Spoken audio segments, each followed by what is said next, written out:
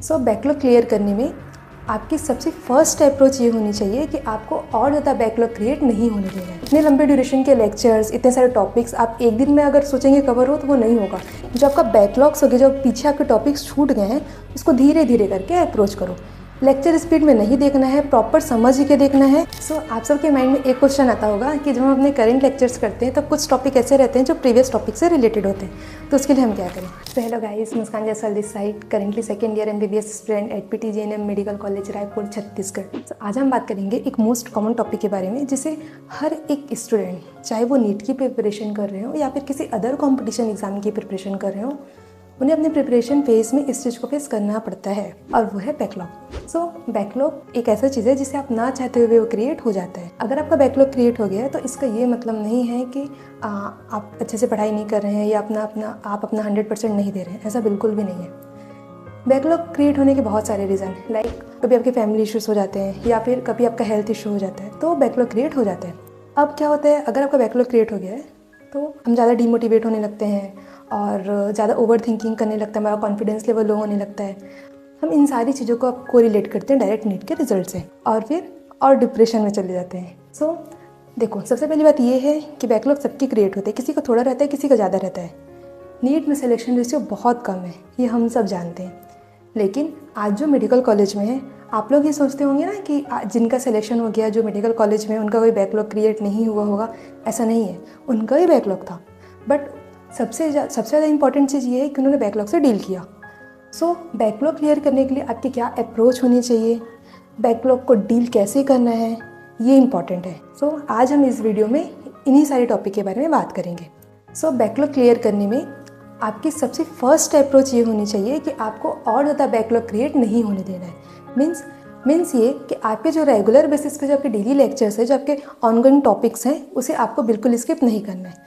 देखो, होता है क्या कि जब हमारा बैकलॉग क्रिएट हो जाता है ना, तो हमारा पूरा फोकस बैकलॉग पे चला जाता है। हम क्या करते हैं, हमारे जो डेली के लेक्चर्स हैं उसे स्किप कर देते हैं कि ये सोच के कि हमारा बैकलॉग ऑलरेडी है, तो फिर हो सकता है जो भी करंट टॉपिक्स होंगे तो उसमें कुछ क्वेश्चंस ऐसे आएंगे, जो कुछ टॉपिक ऐसे आएंगे जो प्रीवियस टॉपिक से रिलेटेड होंगे। तो हम ये सोच के क्या करते हैं कि जो अपने ऑनगोइंग टॉपिक रहते हैं उसको हम स्किप कर देते हैं। हम ये सोचते हैं कि हम पहले बैकलॉग कर लेंगे क्लियर, उसके बाद फिर हम इसे करेंगे। तो अगर आप ऐसा सोच रहे हैं तो ऐसे आपका बैकलॉग क्लियर नहीं होगा। फर्स्ट चीज़ ये है कि आपको डेली का काम डेली करना है। लाइक जो बैकलॉग होगी उसे साइड करो, बिल्कुल साइड करो। सबसे पहले क्या करना है कि आपके जो डेली लेक्चर्स हैं, जो भी आपका डेली रूटीन है, लाइक आपको DPP सॉल्व करने होंगे, लेक्चर्स करने होंगे, डेली का काम डेली करिए। देन उसके बाद अगर आपका डेली का लेक्चर कंप्लीट हो गया, देन उसमें से आप कुछ 1 घंटे या 2 घंटे निकालिए, उस 1 या 2 घंटे में आपके जो भी पीछे के टॉपिक्स जो छूट गए हैं, आप उसे अप्रोच कीजिए। अब देखो, बैकलॉग मतलब क्या कि हो सकता है किसी का 1 दिन का हो गया, किसी का 2 दिन का होगा, किसी का 1 वीक 2 वीक का बैकलॉग होगा। इतने लंबे ड्यूरेशन के लेक्चर्स, इतने सारे टॉपिक्स आप एक दिन में अगर सोचेंगे कवर हो तो वो नहीं होगा। धीरे धीरे ही बैकलॉग क्लियर होता है, ठीक है। फर्स्ट चीज़ ये कि never miss your daily lectures. Then second चीज़ क्या होता है कि हमें पैनिक नहीं होना है। मीन्स देखो, क्या होता है कि जब बैकलॉग क्रिएट हो जाता है ना, तो हम बहुत पैनिक होने लगते हैं।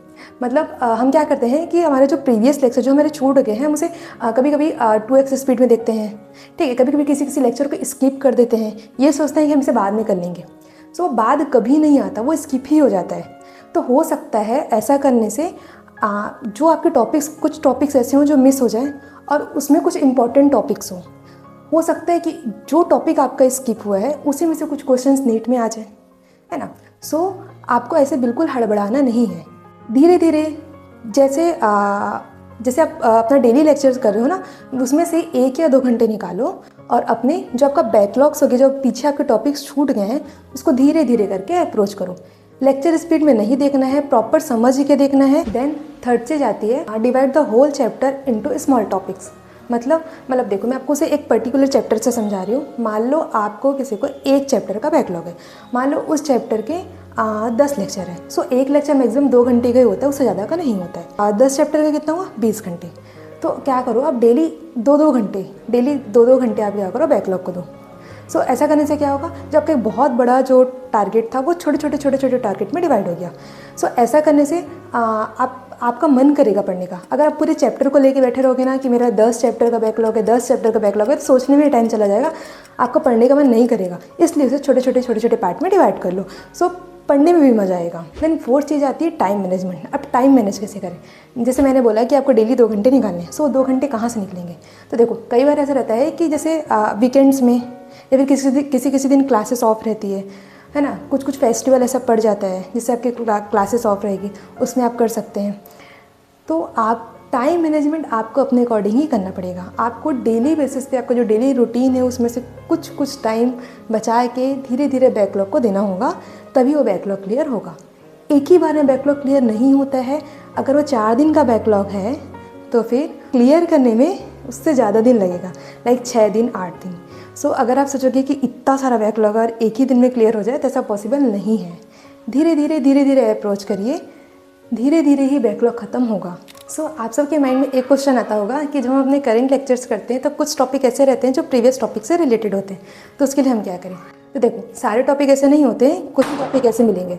तो उसके लिए क्या करना कि आपके जो करेंट लेक्चर में से कुछ ऐसा अगर कॉन्सेप्ट मिल रहा है जो आपका बैकलॉग हो गया है, पीछे छूट गया है, आपका कॉन्सेप्ट क्लियर नहीं है, तो आप प्रीवियस लेक्चर से सिर्फ उस पर्टिकुलर कॉन्सेप्ट को समझना।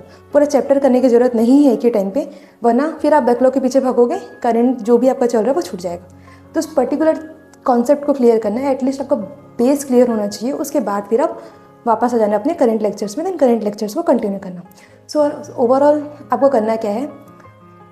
डेली का काम डेली करना है, डेली लेक्चर मिस नहीं करना है, बिल्कुल भी पैनिक नहीं होना है। जब आपका बहुत बड़ा एक टारगेट है, बहुत बड़ा जो लेक्चर है, उसको छोटे छोटे पार्ट में डिवाइड करके अपना बैकलॉग क्लियर करना है, टाइम मैनेजमेंट अच्छे से करना है, और फिफ्थ चीज़ और मोस्ट इम्पॉर्टेंट चीज़ ये है कि खुद पे बिलीव करना है। इसके अलावा आपको इससे रिलेटेड जो भी डाउट होंगे वो आप मुझसे कमेंट सेक्शन में पूछ सकते हैं। सो अच्छे से पढ़ते रहिए, स्टे मोटिवेटेड, बिल्कुल डिप्रेस होने की ज़रूरत नहीं है, कभी खुद को किसी से कंपेयर नहीं करना, खुद पे बिलीव रखना, एवरीथिंग इज़ पॉसिबल। सो अच्छे से पढ़ते रहिए। Thank you, bye bye.